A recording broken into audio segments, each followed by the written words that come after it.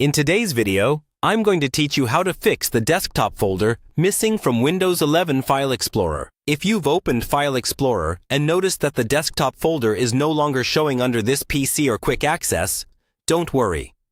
In most cases, the folder isn't actually gone from your computer. It's just hidden, unpinned, or its location settings have changed. I'll walk you through a clear step-by-step process to bring it back so you can get to your files easily again. First, open File Explorer by clicking the folder icon on your taskbar, or by pressing the Windows key and the letter E on your keyboard.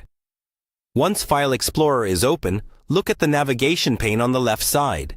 Check under Quick Access and under this PC to see whether desktop is listed anywhere. If you see it, but it's further down, you can drag it up into Quick Access to keep it handy. Just click and hold the desktop icon and move it into the Quick Access area until you see a small line appear, then let go. If desktop is not visible at all, the next thing to do is reset your navigation pane. At the top of File Explorer, click on the View menu, then move to Show, and make sure navigation pane is turned on. If the entire left pane was hidden before, simply turning this back on can make your desktop folder appear again.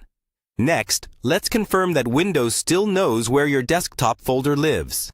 In the address bar at the top of File Explorer, type ct/users, followed by your user folder name, and open it.